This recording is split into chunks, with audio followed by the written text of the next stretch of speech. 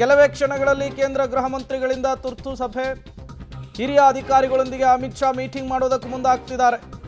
ಹಾಗಾದರೆ ಈ ಮೀಟಿಂಗ್ನಲ್ಲಿ ಏನಾಗುತ್ತೆ ಅನ್ನುವಂತಹ ಕುತೂಹಲ. ಅಂದರೆ ಈ ಘಟನೆಗೆ ಸಂಬಂಧಪಟ್ಟಂತೆ ಏನಾದರೂ ಮಹತ್ವದ ಹಿಂಟ್ ಸಿಕ್ಕಿದೆಯಾ ಅಂಥೇಳಿ. ಬಹುತೇಕ ನಾಳೆ ನಡಿಬೇಕಾದಂತಹ ಸಭೆ ಇದು. ಈಗಷ್ಟೇ ಗೃಹ ಸಚಿವರು ಸ್ಪಾಟಿಗೆ ಬಂದು ಹೋಗ್ತಾ ಇದ್ದ ಹಾಗೇನೆ ಈಗ ತುರ್ತು ಸಭೆಯನ್ನು ಕರೆದಿದ್ದಾರೆ.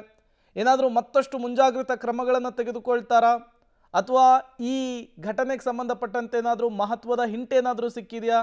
ತುಂಬ ಕುತೂಹಲ ಕಾರಣವಾಗ್ತಾ ಇದೆ. ಆಮೇಲೆ ಈ ರೀತಿಯ ಘಟನೆಗಳನ್ನು ಯಾವುದೇ ಕಾರಣಕ್ಕೂ ಉದಾಸೀನ ಮಾಡೋದಕ್ಕೆ ಅವಕಾಶವೂ ಕೂಡ ಇರೋದಿಲ್ಲ. ಈ ಹಿಂದೆ ಮಂಗಳೂರಿನಲ್ಲಿ ಇದ್ದಕ್ಕಿದ್ದ ಹಾಗೆ ಹೋಗ್ತಾ ಇರುವಾಗ ಆಟೋ ಬ್ಲಾಸ್ಟ್ ಆಗಿತ್ತು. ಅದೊಂದು ಸಾಮಾನ್ಯ ಬ್ಲಾಸ್ಟ್ ಅನ್ನೋ ರೀತಿಯಲ್ಲಿ ಕಾಣಿಸಿದ್ರು. ಇನ್ವೆಸ್ಟಿಗೇಷನ್ ನಡೆಸಿದಾಗ ಅದೊಂದು ಕುಕ್ಕರ್ ಬ್ಲಾಸ್ಟ್ ಅನ್ನೋದು ಗೊತ್ತಾಗಿತ್ತು.